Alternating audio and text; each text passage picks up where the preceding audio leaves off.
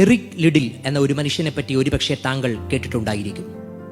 1926 Paris ഒളിമ്പിക്സിൽ 400 മീറ്ററിൽ സ്വർണം നേടിയ വിശ്വവിഖ്യാതനായ ഒരു അത്ലറ്റാണ് എറിക് ലിഡിൽ. അദ്ദേഹത്തിൻ്റെ ജീവിതത്തിലേക്ക് നമ്മൾ കണ്ണോടിച്ചാൽ ചൈനയിൽ മിഷണറിയായി പ്രവർത്തിക്കുന്ന അപ്പൻ്റെയും അമ്മയുടെയും മകനായി ജനിച്ച വ്യക്തി ജീവിതത്തിൽ അനുകൂലമായ സകല സാധ്യതകളും സുവിശേഷത്തിനു വേണ്ടി ത്യജിക്കുന്ന കാഴ്ച ചരിത്രത്തിൻ്റെ തങ്കത്താളുകളിൽ എഴുതപ്പെട്ടത് നമുക്ക് വായിക്കാൻ കഴിഞ്ഞിട്ടുണ്ട്. ഫോർ ദ ഗ്ലോറി എന്ന തൻ്റെ ജീവചരിത്രത്തിനകത്ത് സുവർണ ലിപികളിൽ ആ ചരിത്രം എഴുതി വച്ചിട്ടുണ്ട്. 100 മീറ്ററിലും 200 മീറ്ററിലും ഒളിമ്പിക്സിൽ പങ്കെടുക്കുവാൻ യോഗ്യത നേടിയ മനുഷ്യൻ 100 മീറ്റർ ഓട്ടത്തിൻ്റെ ഹീറ്റ്സ് നടക്കുന്നത് ഞായറാഴ്ച പ്രഭാതത്തിലായിരുന്നതുകൊണ്ട് അദ്ദേഹം പറഞ്ഞു, ഞായർ ഓടാനുള്ള ദിവസമല്ല, ഞായർ ദൈവത്തെ ആരാധിക്കേണ്ടുന്ന ദിവസമാണ്.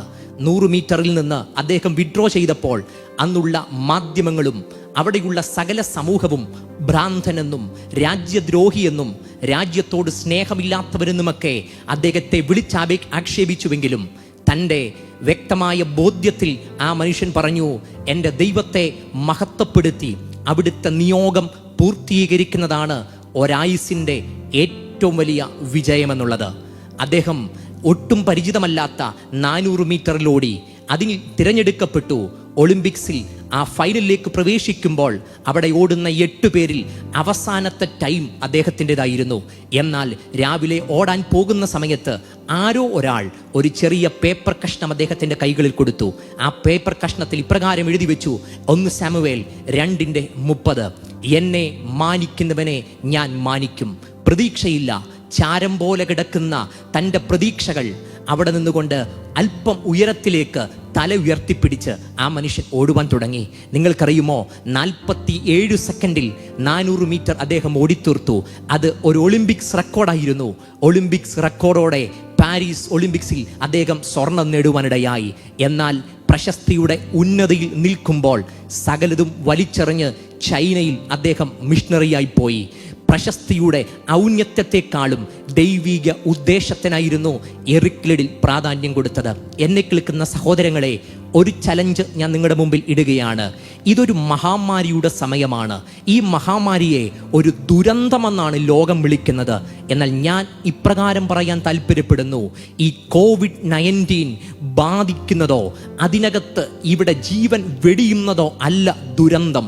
മറിച്ച് ഒരായുസ് ലഭിച്ചിട്ടും ആയുസിനകത്ത് ദൈവിക ഉദ്ദേശം മനസ്സിലാക്കാൻ കഴിയാതെ വെറുതെ അങ്ങ് മരിച്ചു തീർന്നാൽ അതാണ് ദുരിതമെന്നുള്ളത്, അതാണ് ദുരന്തമെന്നുള്ളത്. ലോകം വിജയിച്ചവരെ തേടുന്നു, പക്ഷെ ദൈവം തൻ്റെ ഉദ്ദേശത്തിനകത്ത് നിൽക്കുന്നവരെ അന്വേഷിക്കുകയാണ്. വിജയിച്ചവരുടെ പുറകിന് ലോകമുണ്ട്, പക്ഷെ ദൈവിക ഉദ്ദേശത്തിനകത്ത് നിൽക്കുന്നവരെ മാന്യതയോടെ അവരെ നടത്തുവാൻ കഴിയുന്ന സർവശക്തനായ ദൈവമുണ്ട്. പ്രിയരെ, പലപ്പോഴും വില കൂടിയത് പലതും ഇന്ന് കുഴിച്ചിട്ടിരിക്കുകയാണ്. എവിടെയാണ് കുഴിച്ചിട്ടിരിക്കുന്നത്? അതൊരിക്കലും റഷ്യയുടെ യുറേനിയം ശേഖരമല്ല വില കൂടിയത്, അമേരിക്കയുടെ ഷെൽ ഗ്യാസ് ശേഖരമല്ല വില കൂടിയത്, അത് ഗൾഫ് രാജ്യങ്ങളിലുള്ള എണ്ണപ്പാടവുമല്ല വില കൂടിയത്. മറിച്ച് സെമിത്തേരിക്കകത്തു പലതും വിലയുള്ളത് കിടക്കുകയാണ്. നടക്കാത്ത സ്വപ്നങ്ങൾ, ചെയ്തു തീരാത്ത ഒത്തിരി പ്ലാനുകൾ, പദ്ധതികൾ, ലഭിക്കപ്പെട്ട താലന്തുകൾ ഒട്ടും ഉപയോഗിക്കാതെ ആ സെമിത്തേരിക്കകത്ത് മൂടപ്പെട്ട് കിടക്കുക. എന്നാൽ നിങ്ങളുടെ മുമ്പിൽ നിവർത്തീകരിച്ച ഒരുവനെ ഞാൻ പരിചയപ്പെടുത്തുന്നു. 33 വയസ്സെന്ന നല്ല നിറയൗവനത്തിൽ കാൽവറിയിൽ തൂങ്ങപ്പെട്ട് കിടക്കുമ്പോഴും അവസാന വാക്ക് ചെറുപ്പക്കാരൻ പറഞ്ഞത് സകലതും നിവർത്തിയായെന്ന. പ്രിയരെ, ഒരു ദൗത്യം പൂർത്തീകരിക്കാൻ 70 വയസ്സ് വേണ്ട, 60 വയസ്സ് വേണ്ട. യൗവനക്കാർ എന്നെ കേൾക്കുന്നുണ്ട്, നിങ്ങളോട് ഞാൻ പറയും, നിങ്ങളുടെ ആയുസ്സിൽ ദൈവത്തിന് നിങ്ങളെപ്പറ്റിയുള്ള പർപ്പസ്, അതിൻ്റെ പൂർത്തീകരണത്തിനായി പ്രയത്നിക്കുവാൻ നിങ്ങളെ കൊണ്ട് കഴിയുമോ? പൗലോസ് അവസാന വാക്കുകളിൽ പറഞ്ഞൊരു ഭാഗമുണ്ട്, ഞാനോ ഇപ്പോൾ പാലിയാഗമായി ഒഴിക്കപ്പെടുന്നു, എൻ്റെ നിര്യാണ കാലവും അടുത്തിരിക്കുന്നു, ഒന്നും ബാക്കി വെച്ചിട്ടില്ല, നിരാശാബോധമില്ല, ജീവിതത്തിനകത്ത് അവശേഷിക്കുന്നതെന്ന് പറഞ്ഞ യാതൊന്നുമില്ല. അവസാനം നേടിയെടുത്തത് പുറകോട്ട് നോക്കുമ്പം കുറച്ച് പുസ്തകങ്ങളും ഒരു പുതപ്പും മാത്രമേ ഉള്ളൂ. പക്ഷെ സംതൃപ്തിയോടെ ആയുസിനെ തീർക്കുന്ന മനുഷ്യൻ ആയിരങ്ങൾക്ക് ഒരു ചലഞ്ചെങ്കിലും. എന്നെ കേൾക്കുന്ന യൗവനക്കാരാ, താങ്കളോട് ഈ രാത്രിയിൽ ഞാൻ ചോദിക്കുന്നു, എത്രത്തോളം താങ്കളുടെ ജീവിതത്തിൽ ദൈവിക പർപ്പസിന് നിൽക്കാൻ കഴിഞ്ഞു, ദൈവിക ഉദ്ദേശത്തിന് നിൽക്കാൻ കഴിഞ്ഞു? ഒറ്റ ജീവിതമേ ഉള്ളൂ. കർത്താവിനായി പ്രയോജനപ്പെടാം, ദൈവത്തിനായി പ്രജ്വലിക്കാം.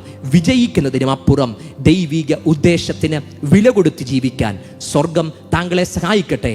അതിനായി എൻ്റെ ശ്രോതാക്കളെ എല്ലാവരെയും ദൈവം സഹായിക്കട്ടെ എന്നുള്ള പ്രാർത്ഥനയോടുകൂടെ വാക്കുകൾക്ക് വിരാമം കുറിക്കുന്നു. കർത്താവ് ഏവരെയും അനുഗ്രഹിക്കുമാറാകട്ടെ.